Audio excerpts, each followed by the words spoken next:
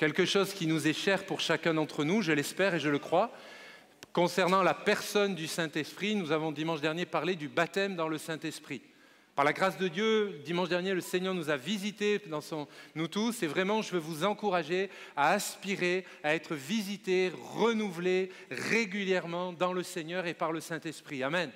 C'est important, pas parce que je le dis, mais parce que l'Écriture nous l'enseigne. C'est quelque chose de fondamental. Ce matin, donc, vous avez le titre déjà affiché, nous allons réfléchir quelques instants ensemble sur la personne donc, du Saint-Esprit et sur quelques-uns de ses noms. Vous savez, dans la Bible, dans l'Écriture, les noms ont un sens, une signification. Savez-vous que vos prénoms ont aussi une signification? Alors, moi aussi, je me suis amusé. Et je vous demanderai, on va voir, alors il ne faut pas aller sur Google, personne ne va sur Internet. Sinon, ça ne matche pas, ça ne va pas aller. Cette personne, son prénom, la signification originelle de son prénom, c'est Hieronymus, qui a donné deux noms, sacré et nom. Savez-vous qui c'est? Qui est-ce? C'est exactement Jérôme au fond de la salle. Un sacré nom, ou un sacré frère, c'est comme vous voulez. Une deuxième personne, son prénom, littéralement, c'est deux mots collés l'un à l'autre, Niké et Laos, et qui a donné la signification victoire, peuple, victoire au peuple. Alors elle s'est reconnue, elle m'a fait discrètement, c'est moi, mais moi je sais qui c'est. Elle est exactement au deuxième rang, et c'est notre chère Nicole. C'est le prénom Nicole. Alors, je ne vais pas faire tout le monde, comprenez-moi bien. Je n'ai pas eu le temps de chercher les prénoms de tout le monde. J'en ai encore deux, je me suis un peu amusé à ça. Alors, je ne peux pas dire la signification originelle, parce que de suite, vous allez trouver le prénom de cette personne. Mais littéralement, cela signifie celle ou celui qui aide les hommes. Moi, ça m'a plu, ça. Qu'en pensez-vous? Ça va, Cassandra? Tu vas bien? C'est le prénom, la signification du prénom de Cassandra. Celle ou celui qui aide les hommes. La dernière personne que je citerai, alors je ne peux pas dire exactement littéralement, parce que vous allez de suite comprendre, mais la signification, c'est le mot servir. Et en latin, c'est sergius. Oui, je vous ai vu, vous pouvez baisser la main, Serge.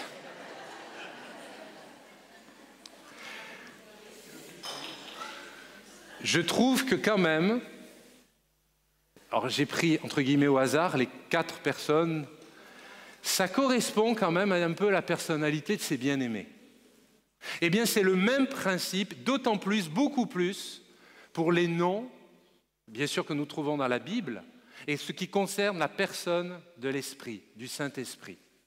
Alors, pendant quelques instants, j'aimerais qu'on puisse réfléchir ensemble à cela, et je voudrais vous laisser cette première citation d'un homme de Dieu qui est maintenant auprès du Seigneur, M. Thoré. On le lit ensemble, le retour imminent de notre Seigneur. Alors, je m'arrête là. Il est vital de savoir et de confesser que Jésus revienne bientôt.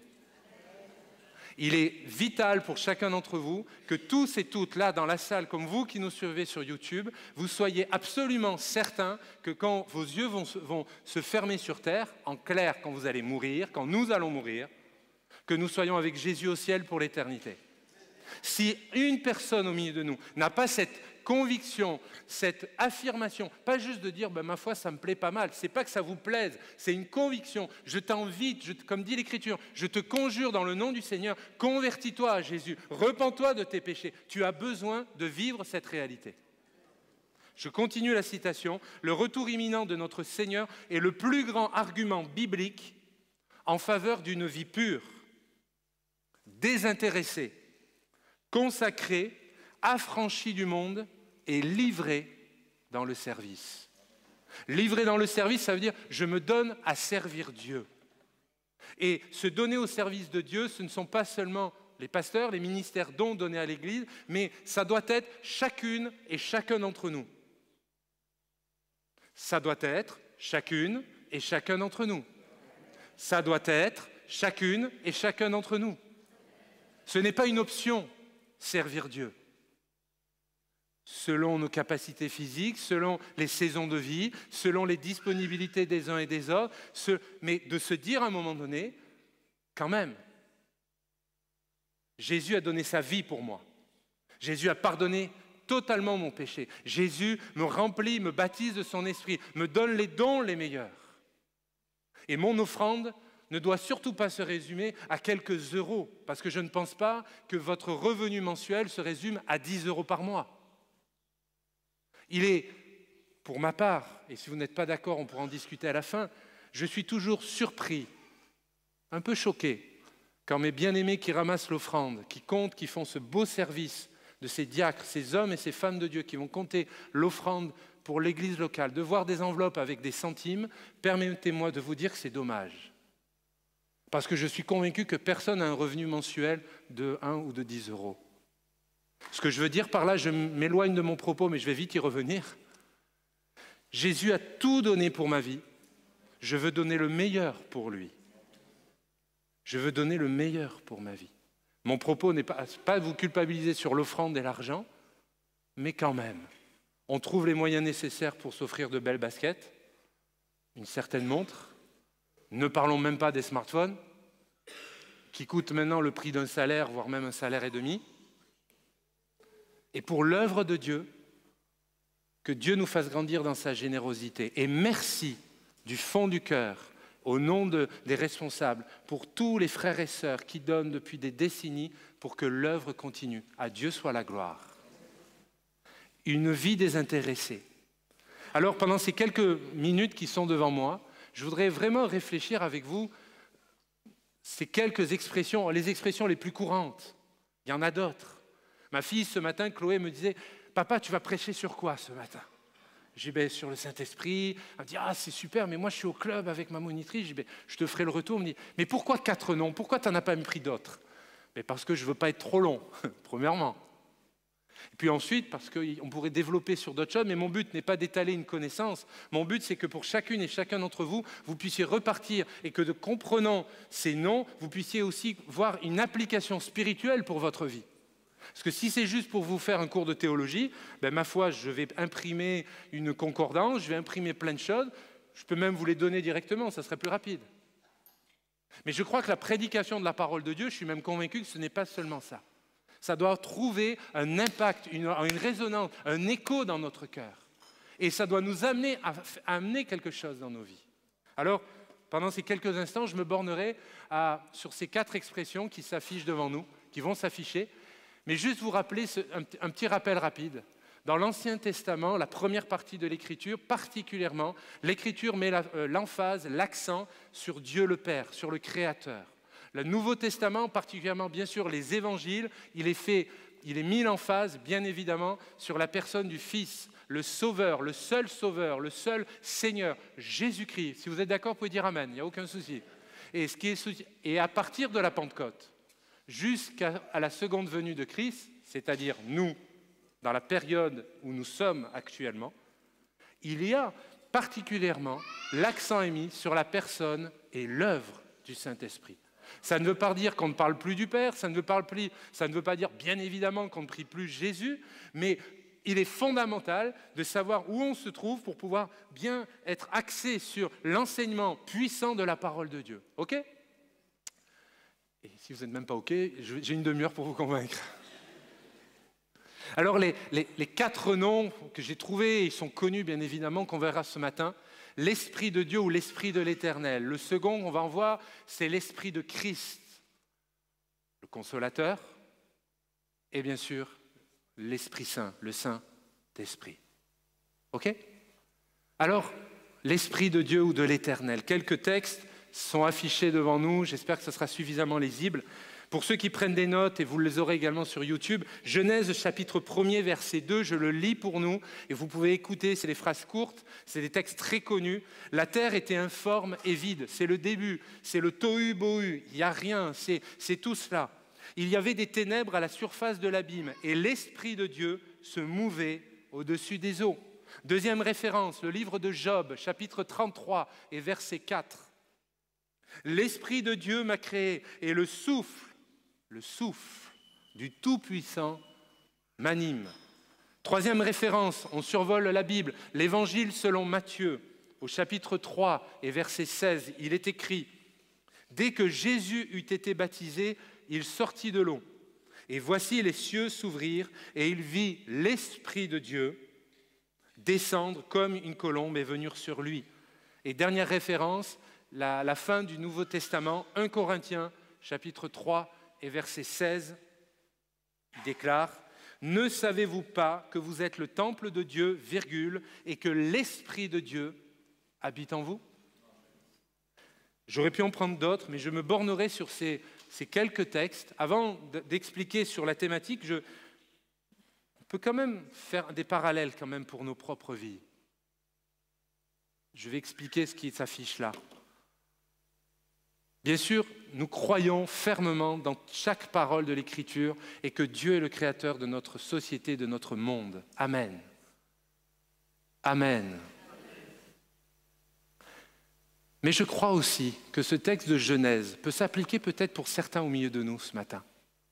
Quand nous lisons que la terre était informe et vide, et il y avait des ténèbres à la surface, etc., et que l'Esprit de Dieu se mouvait, peut-être c'est l'image de quelqu'un au milieu de nous. D'avoir le sentiment que d'avoir construit une vie où rien ne va. Littéralement, j'ai employé le terme, la terre était informe et vide, en hébreu c'est le tohu et le bohu. Moi je crois profondément dans ce texte qui est écrit, où nous lisons ensemble que l'Esprit de Dieu se mouvait au-dessus des eaux. Je crois que dans ce culte, pour des amis, pour vous qui nous suivez sur YouTube, il y a une possibilité, si tu le désires, si tu ouvres ton cœur, si tu laisses agir le Seigneur, que Dieu puisse agir et que dans cette masse informe, dans cette volonté, dans cette vie brisée que tu peux avoir, que Dieu peut construire et bâtir quelque chose de nouveau. Ces textes sont vrais, mais ils peuvent également avoir une valeur prophétique pour plusieurs au milieu de nous, pour une vie de couple au milieu de nous. Il y a un besoin vital pour des amis au milieu de nous de réaliser que Dieu est le Dieu créateur. Mais ne limitons pas la création à ce qui s'est passé. Dieu est celui qui peut encore créer au milieu de nous. Pour des amis qui ne connaissent plus la joie, Dieu peut créer, peut te permettre d'être un homme joyeux, une femme joyeuse. Par la puissance du Saint-Esprit. Pas parce que je l'ai dit, pas parce que ça nous fait plaisir, mais parce que Dieu est vivant. Parce que Dieu ne ment pas. Parce que la Bible déclare que ce qu'il dit par sa bouche, son bras l'accomplit. D'autres textes déclarent qu'il n'est pas un homme pour mentir. Oui, les êtres humains peuvent nous décevoir. Oui, nous pouvons nous-mêmes décevoir. Mais Dieu ne déçoit jamais. Si nous sommes vrais, si nous sommes honnêtes vis-à-vis de nous-mêmes et vis-à-vis de Dieu, le Seigneur ne vous décevra jamais. Nous pouvons nous le décevoir, nous pouvons nous attrister. Mais cette parole, je crois, peut être pour quelques-uns. Remarquons quand même, dans l'évangile de Matthieu, la référence que j'ai citée, Matthieu 3,16, c'est l'exemple de Jésus qui se fait lui-même baptiser. Récemment, j'étais en entretien avec une personne et on partageait, on réfléchissait sur ce texte. Et ce qui est ressorti dans notre conversation, dans notre discussion, c'est que Jésus lui-même s'est fait baptiser. C'est que Jésus lui-même a donné l'exemple pour l'humanité tout entière, pour les générations suivantes. Et lui-même, lui qui, si quelque part on pouvait dire, il y en a un qui aurait eu un passe-droit pour ne pas se faire baptiser, on aurait pu dire, ça a bien été lui. Il aurait pu avoir un totem d'immunité. Référence Koh-Lanta. Mais Jésus l'a accompli. Et remarquez, le texte déclare, et les versets qui suivent, que Dieu va approuver l'action, le fait que le Seigneur Jésus s'est lui-même fait baptiser. Et lui-même, il est écrit que dès qu'il va être baptisé, il va sortir de l'eau. Donc, référence explicite au baptême par immersion. Nous n'avons rien contre ceux qui pratiquent l'aspersion, mais ce n'est pas la valeur biblique, c'est tout. Le seul baptême, et c'est peut-être une réponse pour plusieurs au milieu de nous, le seul baptême qui est valable, ce n'est pas celui que nous faisons nous, mais nous le pratiquons conformément à la Bible. Mon frère, ma sœur, prions dans ce sens. Et vous, nos amis qui êtes là, qui vous approchez de Dieu, c'est bien d'être là, c'est bien de venir à l'église, c'est bien de dire, il a raison, c'est intéressant. Mais à un moment donné, il faut s'engager avec Jésus. À un moment donné, il faut se bouger, il faut se dire, Seigneur, je te donne ma vie, je m'engage à te suivre, je crois dans tes promesses. Et si vous êtes d'accord, vous pouvez dire Amen quand vous voulez. Parce que le Seigneur est vivant. Le Seigneur ne change pas. Quand Jésus va être baptisé, l'Écriture déclare « Et les cieux s'ouvrirent et il vit l'Esprit de Dieu descendre comme une colombe et venir sur lui. » Comme une colombe. Mais bien aimé, Jésus lui-même a eu besoin d'être rempli du Saint-Esprit. Alors cette diapo qui est devant nous, vous avez des références rapides où vous pouvez voir sur la Genèse, l'Esprit est actif dans la création. Vous pouvez voir la seconde référence où Matthieu nous enseigne que l'Esprit prend part au ministère du Seigneur Jésus. Et si le Seigneur Jésus a eu besoin de dépendre à ce point du Saint-Esprit, ne croyez-vous pas que toi comme moi, nous avons tellement besoin du Saint-Esprit dans nos vies ? Ne croyez-vous pas que dans nos vies de famille compliquées, dans nos vies au travail, dans nos relations avec les voisins, dans notre relation où la moindre parole peut partir en violence, en vrille, ne croyez-vous pas que nous avons besoin du Saint-Esprit ? J'en suis convaincu. J'en suis convaincu. Alors, le deuxième aspect, je veux avancer. L'Esprit de Christ. Vous avez cette référence biblique, Romains chapitre 8, verset 9. « Si quelqu'un n'a pas l'Esprit de Christ, il ne lui appartient pas. » Oh mais pasteur, c'est dur ça. C'est vrai. Alors que veut dire, que signifie cette expression ? L'Esprit de Christ. C'est l'Esprit de Jésus. Mais ne comprenons pas, ne réduisons pas seulement à la mentalité de Jésus.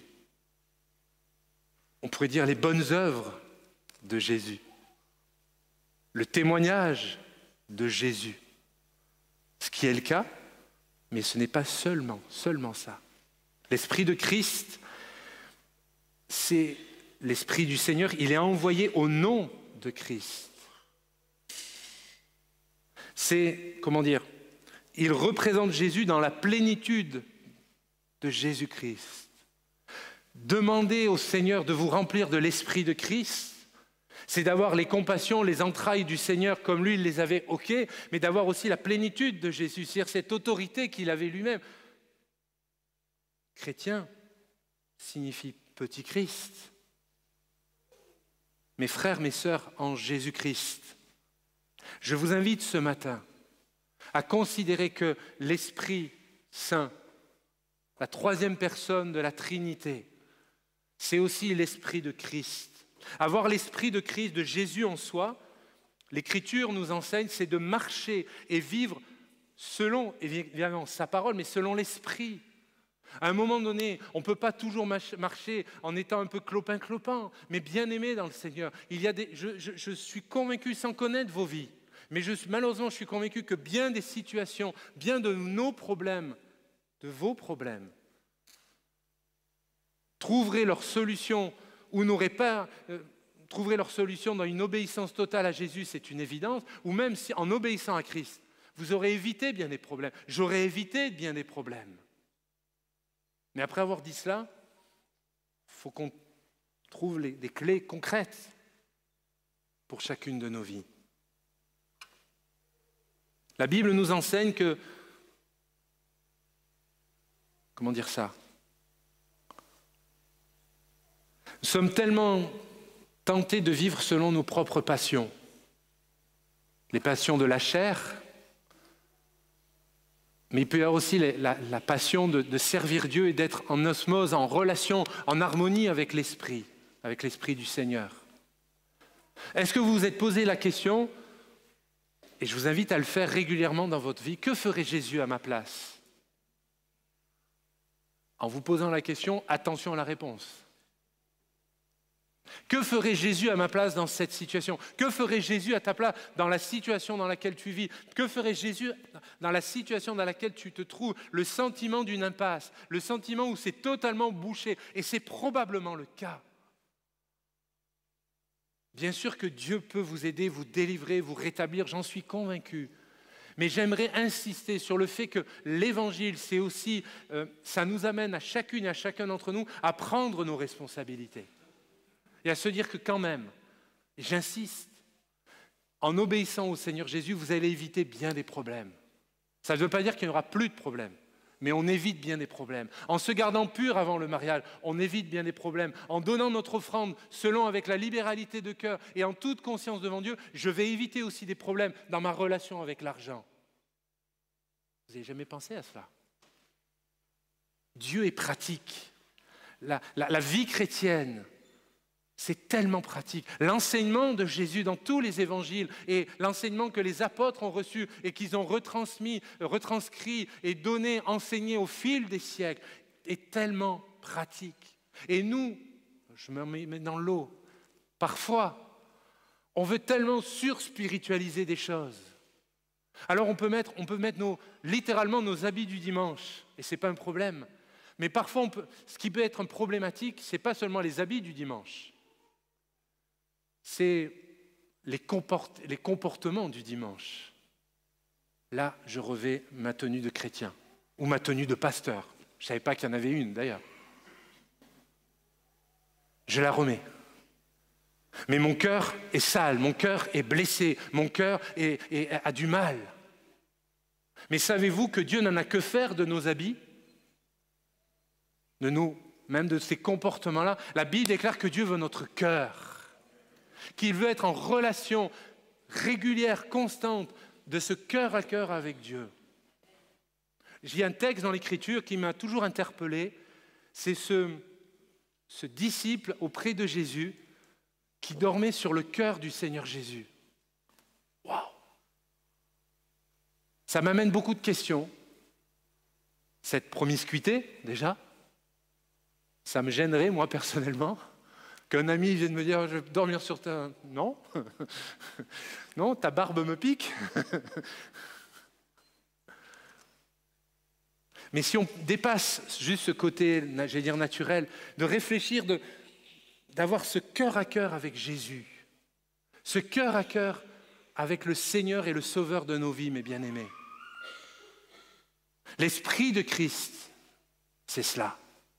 L'Esprit de Christ, c'est de vivre au plus près, chaque jour avec le Seigneur.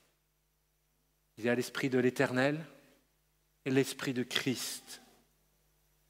L'Esprit de Christ, c'est l'Esprit de vérité. Jésus-Christ, c'est le chemin, la vérité et la vie. L'Esprit de Christ, c'est en tant qu'homme de Dieu, en tant que femme de Dieu, chacune et chacun d'entre nous, nous devons être des hommes et des femmes de la vérité. Pas seulement de celle qui nous arrange. Et je sais que c'est compliqué, on est tellement tenté, c'est tellement tentant de dire une contre-vérité ou de se taire. C'est pas simple. Mon propos n'est pas de culpabiliser, mon propos c'est de bénir ce matin et d'amener le peuple de Dieu que nous sommes à aller plus loin avec le Seigneur. L'Esprit de Christ, c'est l'Esprit de vérité. Soyons des hommes et des femmes de la vérité. L'Esprit de l'Éternel. L'Esprit de Christ. Le troisième définition qui est très répandue dans nos milieux, dans nos assemblées, et il n'y a aucun problème avec ça, c'est le consolateur, le paraclète. Jésus a dit, Jean chapitre 14 et versets 16 et suivants, « Et moi, déclare Jésus, je prierai le Père, et il vous donnera un autre consolateur, littéralement un autre moi-même. » Donc le Saint-Esprit n'est pas en dessous de Jésus, il n'est pas au-dessus de Jésus, c'est un autre lui-même, parce que Jésus devait remonter à la droite du Père, et il est écrit, et il continue, afin que cet autre consolateur demeure éternellement avec vous. L'Esprit de vérité que le monde ne peut recevoir parce qu'il ne le voit point et ne le connaît point. Mais vous le connaissez car il demeure avec vous et il sera en vous. Et il sera en vous. Il est, c'est explicitement présenté la personne de l'Esprit, cet autre consolateur. Par ce verset, Jésus nous enseigne que lorsqu'il va être monté auprès du Père, il enverra l'Esprit Saint vivre en nous, au-dedans de nous, au travers de nous. Pas seulement au culte, pas seulement aux réunions, Les réunions, c'est juste quand on monte sur la montagne. La vraie vie, c'est dans la vallée. La vraie vie, c'est quand on fait la queue au supermarché. La vraie vie, c'est quand des gens nous coupent la route sur la rocade et qu'on a envie de leur montrer ce qu'était le vieil homme. Je dois être le seul. Mais bien sûr, Jésus, j'ai besoin de ce paraclète, de ce consolateur. Pour ma part, j'ai parfois eu une compréhension limitée de cette compréhension de la personne de l'Esprit. Parce que moi, le consolateur, parce on doit être consolé, parce qu'on pleure, et puis c'est tout. C'est pas que ça. Le consolateur, ce n'est pas seulement parce que tu as un chagrin, que ma foi, il faut venir prier, puis c'est la fête des mamans, viens faire un câlin, on va prendre un doudou. C'est pas ça le Saint-Esprit, c'est pas ça le consolateur. C'est celui qui peut rétablir une vie brisée. La Bible déclare, prophétisant, parlant du Seigneur Jésus, mais donc de l'Esprit, de l'action de Dieu dans nos vies, dans le prophète Ésaïe, sauf erreur de ma part, si je ne me trompe pas, il est le réparateur des brèches. Combien d'hommes et de femmes vous êtes ce matin? Environ 150. Combien de brèches dans chacune de nos vies? J'ai plus assez de doigts pour compter. Mais la question, ce n'est pas si j'en arrive ou pas à compter. La vraie question, crois-tu que Jésus, par son esprit, peut réparer les brèches dans ta vie? Il peut te consoler. Il n'y a peut-être plus de larmes. Il n'y a certainement plus de larmes. Mais il y a les conséquences de la souffrance. Les conséquences des non-dits, les conséquences d'une famille peut-être déchirée, d'un couple qui est en train de se déchirer, d'un homme vis-à-vis d'une femme, d'un papa vis-à-vis même de ses parents, de ses enfants. Oui, nous avons besoin du consolateur. Oui, tu as besoin du consolateur. Combien d'hommes et de femmes sont bloqués dans leur deuil? Le temps peut passer, les années peuvent passer, les dizaines d'années peuvent passer. Mais on reste bloqué dans ça. Or, quand même, vous et moi, nous connaissons Dieu. Nous prions le Seigneur, nous lisons la Bible, nous croyons que le Saint-Esprit agit. Et moi, je suis convaincu que Dieu, la Bible déclare qu'il est le réparateur des brèches, eh bien, il peut réparer ta brèche. Je ne sais pas comment, je ne sais pas quel enduit il va le faire, ça dépasse mes connaissances, mais je sais qu'il est capable. Il est le seul capable.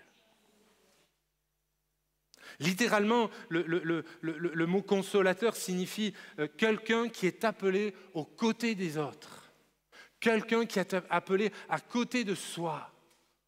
Combien dans la vie certains peuvent avoir peur de vivre des situations compliquées, sans parler même parfois de situations ténébreuses, où on peut rencontrer des gens, où on se sent tout seul, mais par l'assistance du Saint-Esprit, je ne suis pas seul.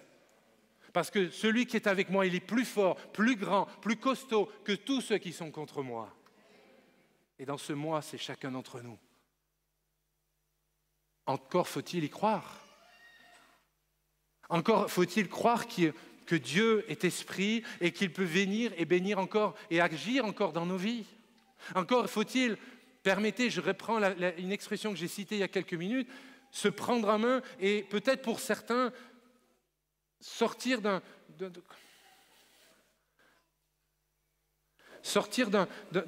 moment tellement soyeux d'une petite vie religieuse, d'une petite vie d'église, d'une petite vie d'un service.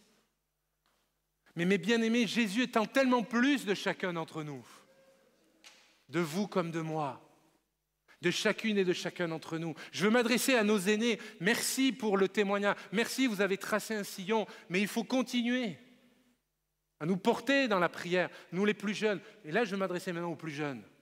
Qu'est-ce que tu attends pour servir Dieu? Qu'est-ce que tu attends pour exercer les dons spirituels? Qu'est-ce que tu attends pour dire, moi, je veux répondre à l'appel? Qu'est-ce que tu attends pour dire, ça bouillonne dans mon cœur, je vais y aller? Oui, mais c'est du cœur. Oui, mais je ne comprends pas tout. Mais si tu savais tout ce que je ne comprenais pas à l'époque et tout ce que je ne comprends pas encore aujourd'hui, qu'est-ce que tu attends? Si tu attends l'Église parfaite, tu vas attendre jusque dans l'éternité. Si tu attends la prédication parfaite, ma foi, prie pour moi.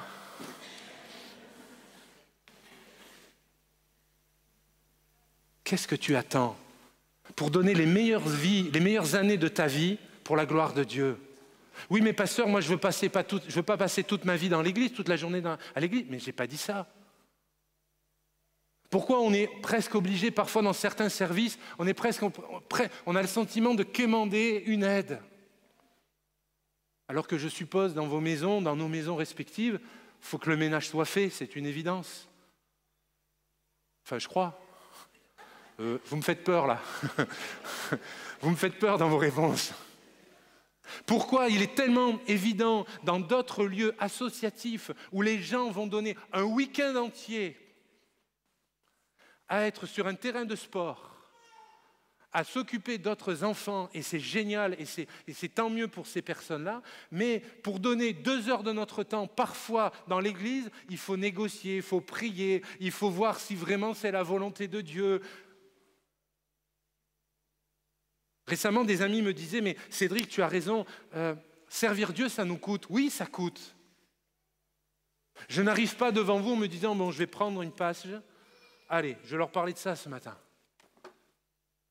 Nos amis qui se tiennent là ne se sont pas dit « Noé, quand il est arrivé à la batterie, je prends les baguettes et on va voir ce que ça va donner. » Le chantre, le pianiste, à l'accueil, à la sono, chacun se prépare. Les moniteurs du culte et les enfants se préparent, se tiennent devant Dieu, se préparent pour nous bénir. Pour nous bénir. Pour que la bénédiction soit pour toute l'Église. Oui, Dieu est un consolateur. Oui, l'Église locale est une bergerie. Oui, l'Église locale, on pourrait prendre une image plus actuelle, sans tordre le sens de l'Écriture, est une Église. L'Église locale doit être une infirmerie. C'est vrai, un hôpital, pourquoi pas, mais tout le monde ne doit pas rester dans les soins intensifs. À un moment donné, il faut aller dans les chambres, et par la grâce de Dieu, à un moment donné, le médecin va dire « Écoutez, ça va mieux, il faut rentrer chez vous ». Et comprenez, le rentrer chez vous, ce n'est pas de partir maintenant. C'est juste de se dire, je me prends en main. Parce que si nous croyons que Dieu rétablit, Dieu va vous rétablir, Dieu va vous consoler. Nous prions le consolateur et je crois qu'il est le réparateur des brèches. Mon frère, ma sœur, les amis, soyez convaincus que dans tout à l'heure, dans ce temps nous allons prier ensemble, le Seigneur peut opérer cette action si et seulement si tu y crois. Si tu désires que Jésus vienne dans ta vie, si tu te dis c'est bien, mais c'est pour les autres, eh bien c'est dommage. Le consolateur, celui qui est appelé aux côtés d'un autre. Et bien évidemment, voilà, intercéder, etc. L'Esprit Saint. Je terminerai sur ce dernier nom, l'Esprit Saint, le Saint-Esprit. C'est l'Évangile selon Luc, chapitre 11, verset 13. « Si donc, méchants comme vous l'êtes, vous savez donner de bonnes choses à vos enfants, à combien plus forte raison le Père, le Créateur, le Père céleste, donnera-t-il le Saint-Esprit à ceux qui le lui demandent ?» Remarquez qu'il ne le donnera pas à n'importe qui. Il ne le donnera qu'à ceux et celles qui confessent le nom de Jésus sur leur vie, premièrement. Il ne le donnera qu'à ceux qui le lui demandent. Tu ne demandes pas, tu ne reçois pas. Tu demandes, tu reçois. Oui, mais ça me fait peur. On en parlait dimanche dernier. Oui, mais le parler en langue, le signe initial, mais ce n'est pas seulement ça le baptême dans le Saint-Esprit. Il y a tout l'exercice des dons spirituels. Il y a tout aussi une conséquence dans notre vie au quotidien, dans la vie maritale, dans la vie professionnelle, dans la vie d'église. Le Saint-Esprit. Et je crois que c'est noté. À droite, c'est écrit « Dieu t'appelle à la sainteté ». Dieu nous appelle à la sainteté. Et j'ai voulu noter ça, le caractère moral de l'Esprit, c'est la sainteté. Je sais que par définition, nous ne serons jamais purs et saints comme Dieu parce que nous sommes là, actuellement ici. Mais je vous invite vraiment à tendre à cette perfection. À dire, Seigneur, je veux grandir dans cela. Pas pour un orgueil, sinon ça ne le fera jamais, mais dire, Seigneur, je veux davantage de cette sainteté, de cette touche de ta présence, comme disent les Québécois, pour que je puisse être un bon témoin de ton amour, de ta grâce, de ta compassion auprès de mes prochains, de ma famille, de mon Église, Seigneur. Alors, après avoir dit tout cela, alors on pourrait trouver d'autres noms, en fait, d'autres textes que nous trouvons sur les autres noms de l'Esprit Saint, l'Esprit de la grâce, l'Esprit du Seigneur, de vérité, etc. Mais je veux juste laisser sur votre cœur l'Esprit Saint, cet appel à la sainteté au milieu de nous, pour nous, en nous. Alors les différents noms qu'on a survolés ce matin, c'est un survol, vous l'avez compris. L'Esprit de Dieu, c'est une personne avec un ministère actif, réel, puissant. L'Esprit de Christ, nous l'avons parlé, marcher et vivre par l'Esprit, il faut être en marche. Vivre. La troisième nom que nous avons survolé, c'est le Consolateur, le Paraclète. Il est à nos côtés. Il est à tes côtés. Et le dernier aspect que j'ai juste survolé, c'est l'Esprit Saint, un appel à la sainteté, un appel à abandonner des choses mauvaises, un appel vraiment à l'être littéralement plus blanc que blanc, par l'action de Dieu au milieu de nous. Mon avant-dernière diapo, c'est cette citation du pasteur Rick Warren. Elle m'a plu et j'ai voulu vous la partager simplement. Et je vais inviter, s'il te plaît, à revenir au piano. Oui, merci Evelyne. Il a écrit « Aux yeux de Dieu, les plus grands héros de la foi ne sont pas ceux qui parviennent à la prospérité, au succès et au pouvoir dans cette vie, mais ceux qui considèrent cette vie comme une étape temporaire et qui servent fidèlement le Seigneur en attendant la récompense éternelle qui leur est promise. La vie, donc la vie terrestre, n'est qu'une préparation à l'éternité. La vie n'est qu'une préparation à l'éternité. Ce que nous vivons ici-bas, ce que nous allons vivre ensemble, ce que vous avez vécu, ce que nous allons vivre, n'est qu'une préparation à l'éternité. La vraie question, veux-tu être préparé pour l'éternité avec Dieu ou sans Dieu? Je m'adresse à des chrétiens, donc on part du principe que nous sommes avec Dieu, mais si on est avec Dieu ensemble, il faut vivre les promesses de Dieu, de rentrer dans ces promesses, dans cet acte d'obéissance. Alors, ce qui importe n'est pas la longueur, c'est écrit, vous savez lire comme moi, la longueur de la prière, mais la sincérité de ton cœur. Et si ce matin nous étions tous sincères, alors que notre sœur va jouer une mélodie, s'il te plaît, je vous invite à prier pendant quelques instants et alors que nos yeux sont fermés, nos têtes sont baissées, on a quelques minutes devant nous et j'aimerais vous encourager ce matin, vous inviter, parce que chacun est libre, à considérer ces quelques paroles, à considérer ce que nous avons survolé sur cet enseignement biblique, parlant de l'Esprit de l'Éternel, parlant de l'Esprit de Christ. Et le Seigneur, mais le Saint-Esprit m'a vraiment conduit à parler, à préciser sur être des femmes et des hommes de vérité. Il y a une phrase que je n'ai pas osé dire parce que j'ai été gêné et je veux la prononcer devant vous maintenant, par loyauté devant Dieu. Il y a cette phrase qui est dans mon cœur où certains se disent, mais tu es conscient que tu ne donnes pas tout à Dieu. Tu le sais. Que ce soit de ton temps, de ton argent, de ton implication personnelle, dans ta méditation personnelle. Alors c'est bien de le reconnaître, c'est un début. Mais le problème pour ta vie, c'est que tu restes bloqué dans cette situation. Ce n'est pas ce message, cette prédication, ce n'est pas même un rendez-vous avec le pasteur qui va changer quoi que ce soit. Mais la parole que j'ai à te dire de la part du Seigneur, n'endurcis pas ton cœur. N'endurcis pas ton cœur. Car tu ne maîtrises pas les conséquences que cela peut avoir. Médite dans l'Écriture les exemples d'hommes puissants comme Pharaon qui a endurci son cœur. Et à un moment donné, il est écrit que c'est l'Éternel qui a endurci son cœur. C'est terrible.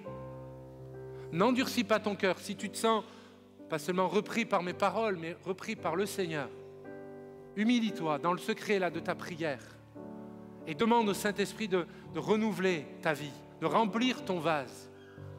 Il y a l'Esprit du Seigneur, il y a l'Esprit de Christ, il y a le Consolateur, le réparateur des brèches, et il y a le Saint-Esprit. Je vais faire une simple invitation sous deux axes, c'est-à-dire deux invitations. Le premier, c'est concernant le Consolateur, le réparateur des brèches. Alors que nos yeux sont fermés, nos têtes sont baissées, s'il vous plaît. C'est une habitude, des us et coutumes dans notre culture. S'il y a dans votre cœur ce désir, oui, je considère que mon cœur, il y a des brèches, il y a des ouvertures béantes, il y a de la mauvaise herbe qui grappille, qui est en train de tirer, de faire du mal. C'est normal que tu aies peur, tu te dis, mais ça va encore me faire du mal. Une autre image du Saint-Esprit, c'est l'huile. L'huile, elle est douce. L'huile, elle est bienfaisante. L'huile avec des aromates, elle peut guérir le cœur le plus infecté, le plus malade. Si dans ton cœur, si dans ta vie, tu réalises que tu as des brèches, je t'invite simplement maintenant à te lever à ta place et à dire « Seigneur, je crois et je suis conscient que tu es le réparateur des brèches. Et je te prie de réparer les brèches de mon cœur, les brèches de ma vie, les brèches de mon couple, les brèches de mon éducation, les brèches de l'éducation de mes enfants, les brèches qui sont dans ma vie, alors que nos yeux sont fermés, alors que nous sommes vraiment dans la présence de Jésus. Des amis se lèvent, on ne veut pas savoir qui se lève, c'est entre chacun d'entre vous et Dieu. Je fais une dernière appel, je ne veux pas être forcé qui que ce soit, mais si dans ton cœur tu te dis « je veux me lever », bien lève-toi et crois que le Seigneur va te bénir. Crois qu'il est capable, car il est capable. Marie-Jo le rappelle, et il a eu raison, Dieu t'aime et il veut ton bonheur, il veut te réconcilier, se réconcilier avec toi, il veut que tu sois une nouvelle créature. Alors crois qu'il est le réparateur des brèches. Seigneur, c'est dans le nom de Jésus que je te prie pour ces bien-aimés. C'est dans le nom de Jésus que je te prie, comme nous l'avons lu et cité, que tu es le réparateur des brèches. Je veux te prier pour ces amis, ces femmes, ces hommes qui se lèvent devant toi, avec une assurance, avec une conviction que tu es le seul qui peut les bénir. Tu es le seul qui peut guérir leur cœur blessé, brisé, bloqué dans un deuil, bloqué dans la dépression. Seigneur, je ne sais pas comment tu vas faire, mais je suis convaincu que tu vas agir. Nous sommes convaincus ensemble que tu vas bénir ces bien-aimés.